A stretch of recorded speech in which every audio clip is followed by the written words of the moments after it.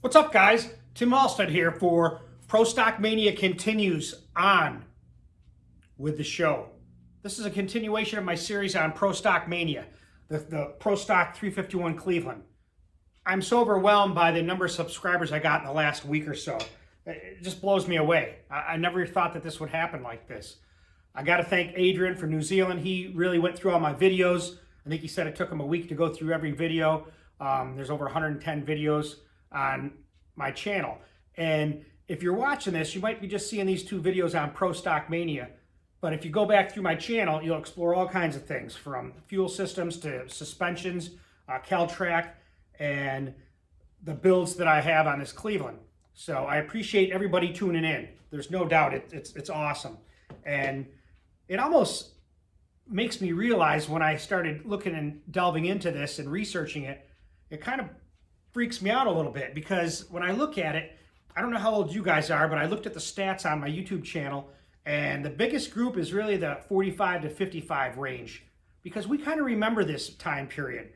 And I'm 55 now, and it just, I don't know, I'm having a hard time accepting it. And I just want to quick give a shout out to my daughter. Happy birthday, Izzy. She's 9 years old, and kind of puts things in perspective when I look at her age and then I look at where we are in this whole Pro Stock Mania. It's like those times are never coming back. We're never going to see those times again. And I want to kind of relive them. I'm like stuck in time in that aspect with racing and Clevelands. I've been racing Clevelands for 39 years. So I don't know much about the big blocks and the small block Windsors and all that, because I've been stuck in this Cleveland world. But the Cleveland's coming back, and you're here to see the story unfold and history in front of you. And I love that. You know, let's travel back in time for a minute. Just think about this. I found this Super Stock magazine the other day when I was doing a lot of pro stock research. I don't know, the feelings just flooded, and it was like, wow, October of 78. So that's 42 years ago. 42 years ago when this stuff was hot. Here's Dyno Don Nicholson on the cover. Here's Bob Glidden down here in the Fairmont. I think back, I was 13. I was just getting into hot rods and engines, probably around age 10 or 11. So this really blew me away when I saw this. And I look back here and I see, you know, here's Dyno Don Nicholson's Futura. And that's a Pro Stocker Cleveland. That thing came off the trailer running an 868. So that's just amazes me. And here he is talking with Glidden. And it says Glidden's Fairmont is rolling in at 855s with regularity. And I went back and I went through here and I found another section. Just listen to this. So at that time in 78, Dyno Don was 51 years old. I'm 55. And you know what it's like to go racing if you're past your 50s. You know, if you don't have an enclosed trailer, it's hard to get in, load the car on and off, and load your tools and your tires and everything else you have to load up. It's a workout.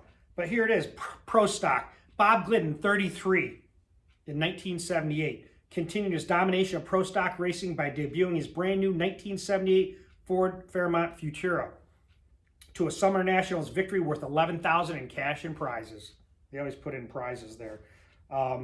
And it keeps talking about him, where he's from, and that kind of gives a little story and history on him.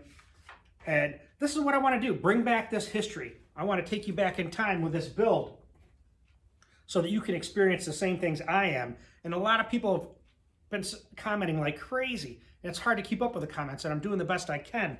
But people are saying how it brings back so many memories of the racing when they used to race, either in pro stock or just did drag racing or grew up in this time period. And I can understand that flood of emotions because it affects me too. This is a great magazine. I could read these for hours.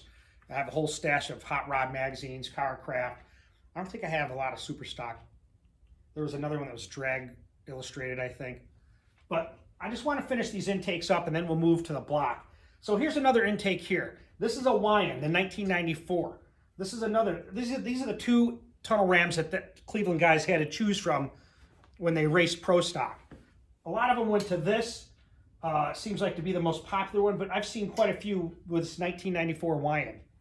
Now, what's unique about this intake is that it's set up for twin Dominators, 4500 series carbs. Most of the 1994 wines I've seen are 4150s. So I had this thing, I bought it, and it was all dirty and painted, and I used some brake clean and cleaned it all off, and it looks pretty sharp.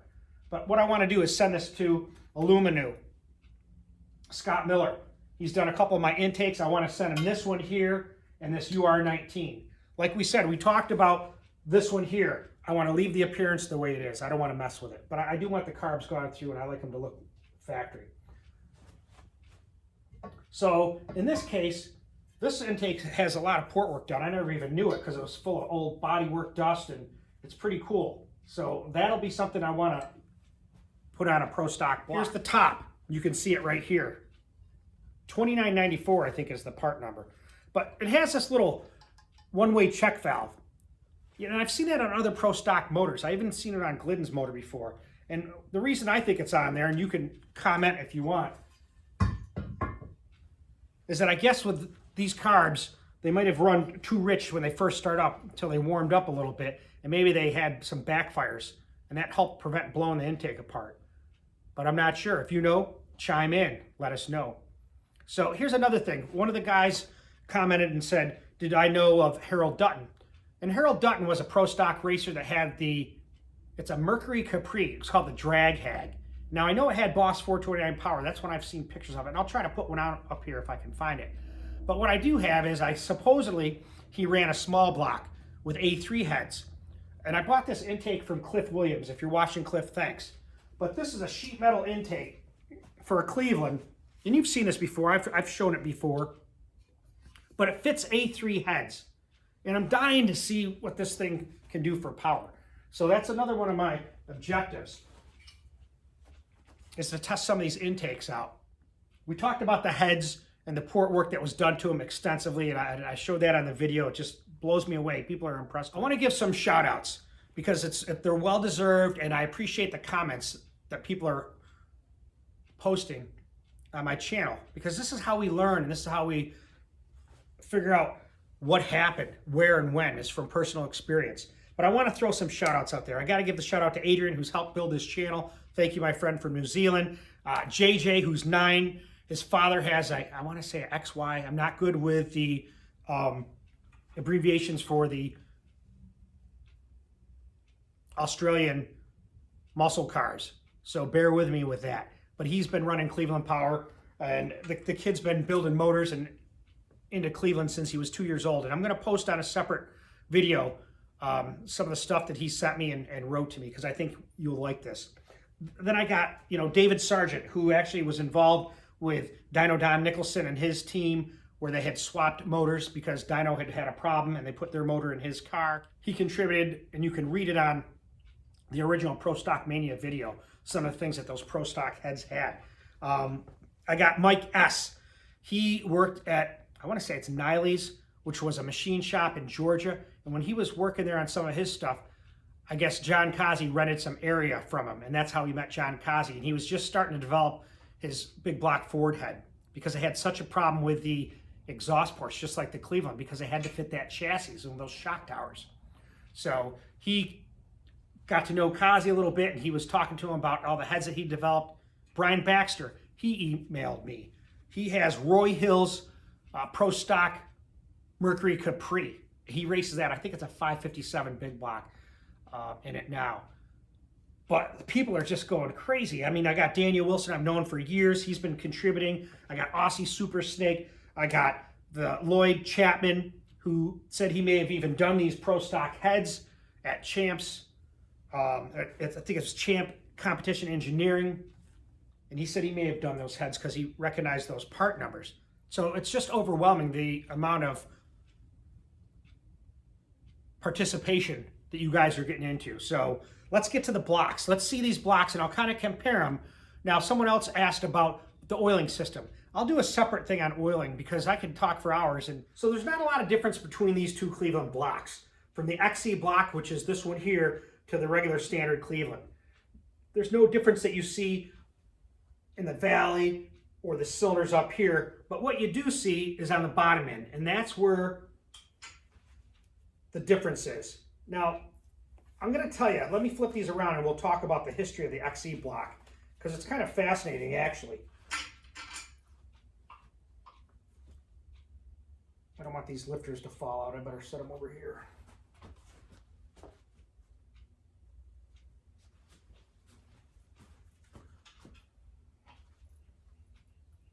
And we'll bring this camera in so you can see a little bit better the differences. And the difference really is is the main bulkhead. Because on a standard Cleveland block, the issue is the rigidity of the block, the strength of the block. There's two main Achilles heels for the Cleveland block. One is the oiling system, because it's not a priority main oiling system. Okay, it oils the right side of the lifters first, and you can see that when you look here, and I'll show some better detail on that. That's the oil goes from the filter to the right side of the lifter gallery first, rather than the mains. I think priority mains are Windsor, Chevys have them. I'm not sure about Mopar. You guys can comment on that. In this case, also the issue is core shift, and I'll talk about the XC block, but that was a big hindrance to these blocks because they can't go more than 30 over. You can go 40 over. I've done it and ran them for years. It's the luck of the draw. It's what you get. Did you get a good block or not? You can sonic test them if you want to. I never bothered. I didn't have the money when I was a kid, when I was building motors. I just kept building a new block. If I got done, I got another one. That's why I had so many of them. But in this case, with the XE block, they're 4-bolt main. Is there a difference between 4-bolt main and 2-bolt main? Not to me. I've never seen any difference. It's probably maybe a little bit better with these caps, because these caps are actually different. I showed another picture, and I can put that up, compared to the stock 4-bolt main caps. These are a lot more heavy duty, so to speak. The other difference with the Cleveland block is this pan rail. This pan rail is solid.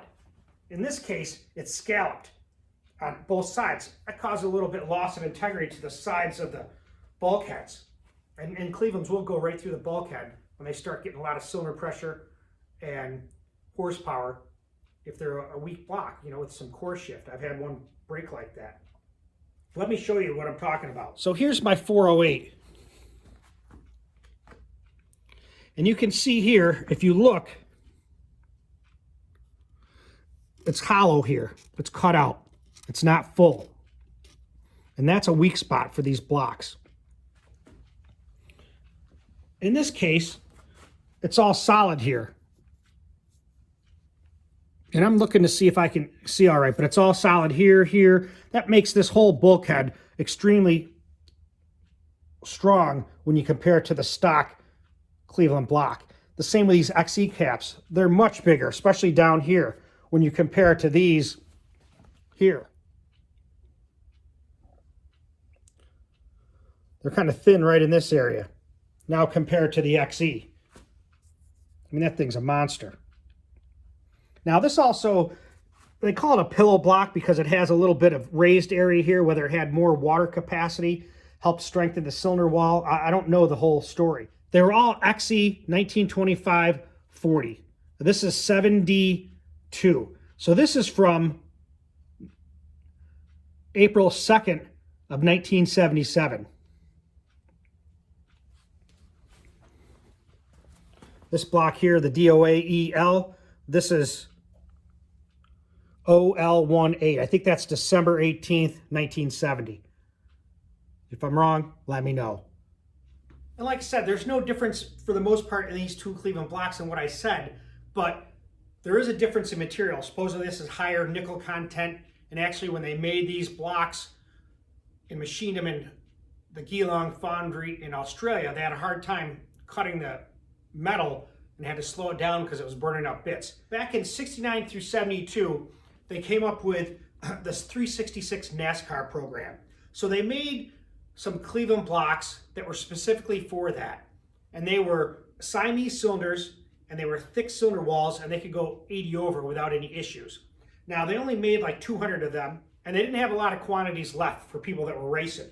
So the Ford Product Development Group sent a letter out on 12/18 in 1972, and it said, listen, we want to build 1,000 blocks, just like we were racing with a 366 program.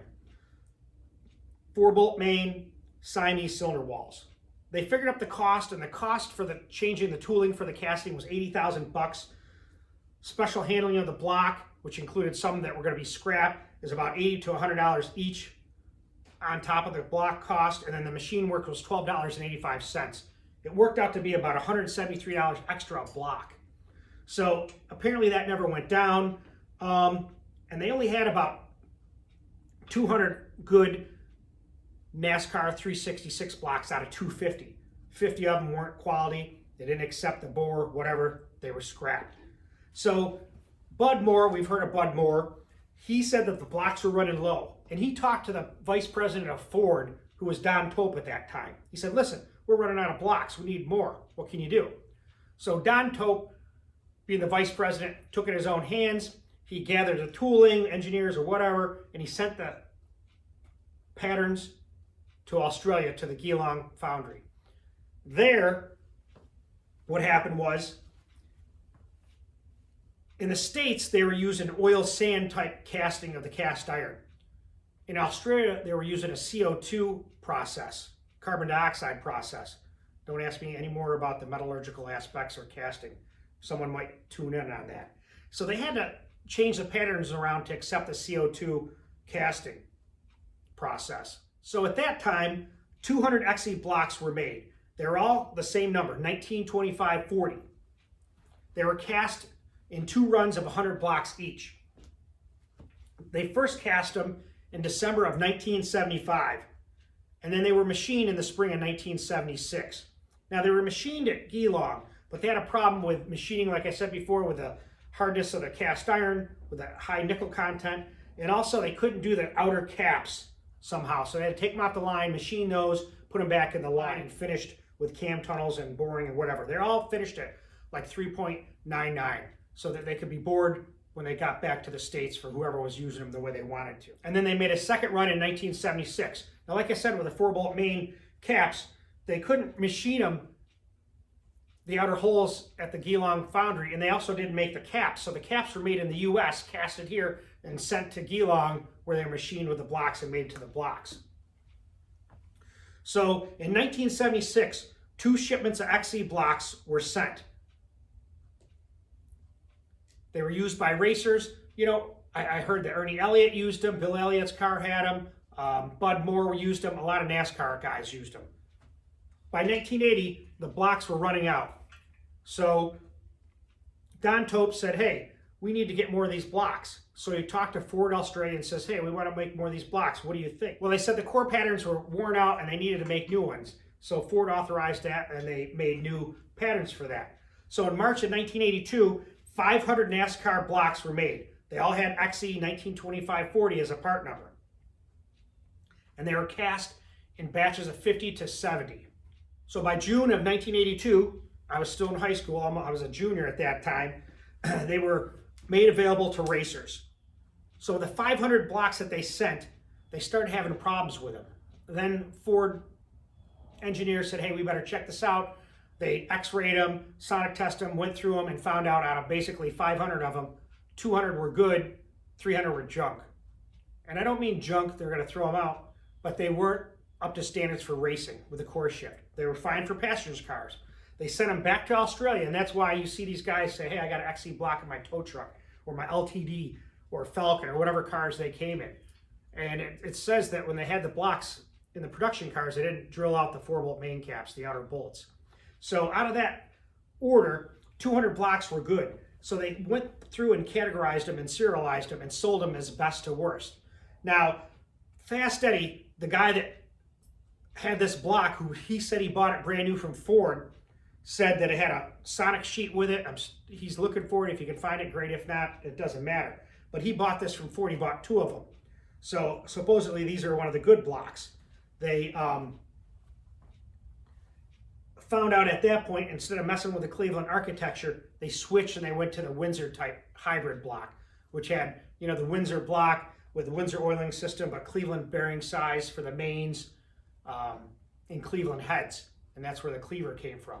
I can remember as a kid, either in the motorsport catalog or somewhere, when I was building my first motor, which was about 82, because I was building as a Boss 351. I bought all the stuff that Ford still had in the factory boxes. And I remember the blocks being there or available, and I just didn't have the money for them. I think they were like $1,000 back then. So that's the history of the XE block. And I'll put I got that from the Essential Ford book, I think. My buddy Blake Livingston with the E sent it to me. So at this point in time, I'm gonna start finishing this, start working on this block. I'm gonna have my kids help me. We'll do some deburring and we'll get this XE block to the machine shop. Hopefully cams, and I can still work with Keith Decker at Cams. We can start working on this. And then that 68 block, I'm not sure what we're gonna do. I'll wait to see what the sonic test shows. Just an aside, when you saw these pictures, you saw my block here, the 409, but I have a main girdle on here. And people ask, do you need one? I don't know if you need one. I've always ran one. I've never had any problems with it. And like I said, when you look through my channel, I give you what works for me. You might not like it or run it, or they say it holds parts together when they blow up. I don't know. I'm just doing what works for me. And it's worked for me this long, so I'm going to continue with that. I don't think you need one on this XE block. These main caps are serious. And with the integral wall of the pan rail, you might not need it. I probably won't put one on it. So I will interject this. Since the XE block was so hard to get, the pro stock racers were using this, the stock block. So what did they do to make them survive? And a lot of it is some oiling tricks, which we'll get to in another video. But as far as the integrity of the block, what they would do, my old builder told me that Glidden talked about core plugs causing an increase in rigidity of the cylinder wall and help with ring seal, and obviously filling the blocks. You know, I think every block should be filled, even if you're going to run on the street, if you want the best performance from it. I'll tell you, they flex and they move. You start getting past 500 horsepower, you're going to lose ring seal. So that's why we talk about filled blocks. So they had the oil modifications, they had filled blocks, screw-in core plugs.